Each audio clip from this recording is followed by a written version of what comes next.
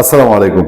আমি এমন একজনের কথা আপনাদের সামনে বলতে বসেছি, যার কথা যদি বলি, তাকে যদি আমি বীর বলি, তাহলেও তার অনেক ফলোয়ার আছে। আপনারা কেউ এটা ছোট করে দেখবেন, দেখার নাই, তারা বলবে যে হ্যাঁ, তিনি বীর। আর তার যদি কিছু সমালোচক থেকে থাকে, অথবা কিছু অন্ধ গোষ্ঠী বাংলাদেশের, ওই যে মবস্টাররা, জুলাই যোদ্ধা নামে যেই টাইপের লোকগুলা গত 18 মাস এই দেশটাকে ছারকার করে খেয়েছে, মানে জুলাই যোদ্ধা সার্টিফিকেটটা পিঠের মধ্যে গিথে, এই টাইপের লোকগুলার একটু অ্যালার্জি লাগতে পারে। আর না হলে তিনি কোনো কবি না, সাহিত্যিক না, এমন কোনো ইতিহাস গড়া রাজনীতিবিদ না, আবার ইতিহাস গড়েননি সেটাও বলা যাবে না। সে লোকটি বাংলাদেশে একজন সিম্পল ব্যারিস্টার ছিলেন। সেই সিম্পল ব্যারিস্টার থেকে আস্তে আস্তে আস্তে আস্তে সামাজিক কাজে সম্পৃক্ত হতে হতে তিনি হচ্ছেন ব্যারিস্টার সাইদুল হক সুমন। আমি আপনাদেরকে দায়িত্ব নিয়ে বলতে পারি যে বাংলাদেশ জাতীয়তাবাদী দল বিএনপি এখন ক্ষমতায় গেছে না। আমার জানাশোনা, আমি তো 18টা বছর তো বিএনপি বিট করেছি, এটা তো সত্য। বিএনপির রন্ধ্রে রন্ধ্রে চলার সৌভাগ্য হয়েছে বা সুযোগ হয়েছে। বিএনপির বহু ঝড় তুফান ঝাপটা সাংবাদিক হিসেবে মাঠে থাকার কারণে আমাদের উপর দিয়ে গিয়ে বিএনপির কাঁধে পড়েছে।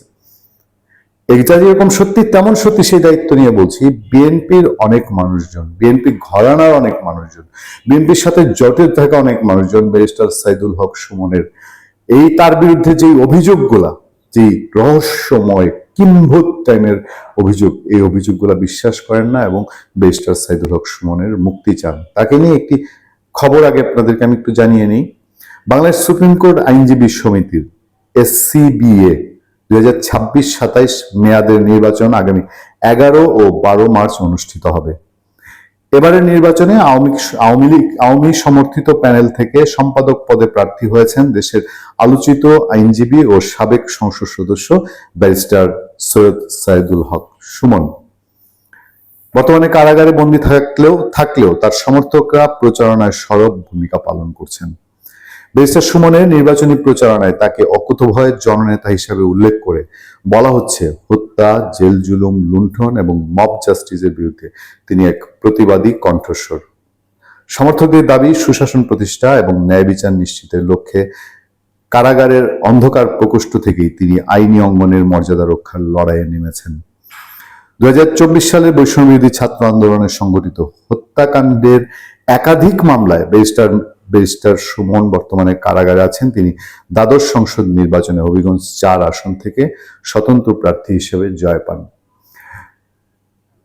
এই বাংলাদেশে আজকে আমি তামিমের একটা ইন্টারভিউ দেখছিলাম। তামিম তার ইন্টারভিউতে শক্তভাবে বলছে, অন্যান্য অপরাধ সম্পর্কে জানি না, কিন্তু বাংলাদেশের ক্রিকেটার সাকিব আল হাসান এবং মাশরাফি বিন মুর্তজা, তারা দুজন হত্যাকাণ্ড ঘটাতে পারে, এটা তামিম বিশ্বাস করেন না।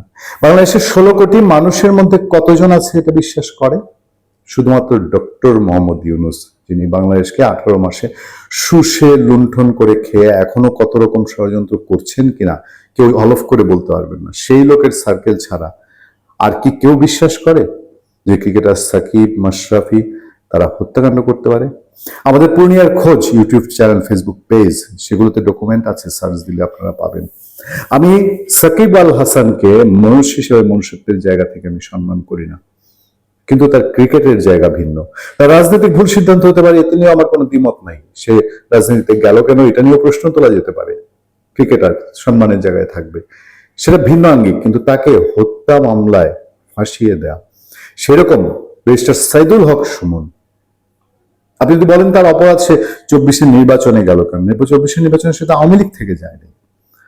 সে স্বতন্ত্র হিসেবে আওয়ামী লীগের প্রায় 4বারের সংসদ সদস্যকে সে হারিয়ে জনরায়ে, জনভোটে সে নির্বাচিত হয়ে এসেছিল। এবং কিভাবে নির্বাচিত হয়েছিল? বিপুল ভোটে। এবং এমপি গিরি যাকে বলে বাংলা ভাষা, আমরা এমপি গিরি যেটাকে বলি, এমপি গিরির একটা নতুন রূপ সে দেখিয়ে দিয়েছিল। যে এমপি গিরি মানেই অহমিকা, দম্ভ না, এমপি গিরি মানেই টেন্ডারবাজি, লুণ্ঠন না। সে যে কয় মাস এমপি ছিল, অন্যান্য এলাকায় যে ট্রেডিশনাল এমপিগিরি দেখা গেছে, সেই মাধবপুর চনারঘাটে সেই ট্রেডিশনাল এমপিগিরি দেখা যায়নি। এইরকম মানুষগুলোকে, এরা যদি আওয়ামী লীগ হয়, ব্যারিস্টার সুমন কিন্তু যুবলীগ থেকে বহিষ্কৃত নেতা ছিল, তারপর এই টাইপের যদি আওয়ামী লীগ হয়, সেই আওয়ামী লীগের কথাই তো বলা হয়। এরা যদি বঙ্গবন্ধুর আওয়ামী লীগ হয়ে থাকে, তাহলে সে আওয়ামী লীগ রাজনীতি কেন করতে পারবে না? সে আলোচনাটাই তো এখন হয়। সেই ব্যারিস্টার সাইদুল হক সুমন সেই ইউনূস সরকারের সময় সে কিন্তু জামিন পেল না, শেষ পর্যন্ত তার জামিন হলো না। এখন জামিন হবে কি হবে না আমরা জানি না। তার জামিনের লড়াই কোন পর্যায়ে আছে আমরা তার খোঁজ খবর কিছু নিয়েছিলাম, সেটাও খুব যে স্মুথ রেখেছে ইউনূস সরকারের সময়, চেষ্টা হয়েছে। আমি আবারও বলছি, দায়িত্ব নিয়ে বলছি, বিএনপির সঙ্গে পলিটিক্স করেছেন, ঘনিষ্ঠভাবে পলিটিক্স করেছেন এরকম বেশ কিছু মানুষজন, তারা যে কয়জনকে নিয়ে আলোচনা করতেন, যে কয়জনকে নিয়ে বিভিন্ন জায়গায় সুপারিশ তদবির করেছেন, ইভেন বিএনপির শীর্ষ মহল পর্যন্ত যোগাযোগের চেষ্টা করেছেন, সেই কয়জনের মধ্যে ব্যারিস্টার সাইদুল হক শিমুল ছিল।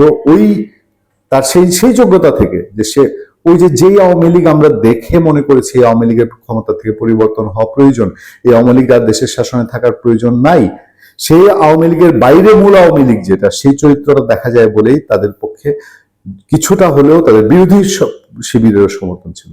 যাক, ব্যারিস্টার সাইদুল হক সুমন বারের নির্বাচনে, সুপ্রিম কোর্টের বারের নির্বাচনে কি করবেন না করবেন এটা নিয়ে আমি অত একটা আগ্রহী না। তবে এখন বিএনপি সরকার ক্ষমতায় এসছে, তারা নতুন রাজনীতির কথা বলে, নতুন ভাবে দেশ গঠনের কথা বলছে। আমরা স্বাগত জানিয়েছি নতুন সরকারকে, নতুন সরকারের সফলতা চাই এবং নতুন সরকার সফল হোক, শতভাগ চাই একটা স্থিতিশীল বাংলাদেশের জন্য। সেই সরকার এই বিষয়গুলো কিভাবে ডিল করে সেটাই এখন দেখার বিষয়। ভালো থাকবেন, সুস্থ থাকবেন। আপনাদের সাথে আমি আতিক রহমান, পূর্ণিয়া।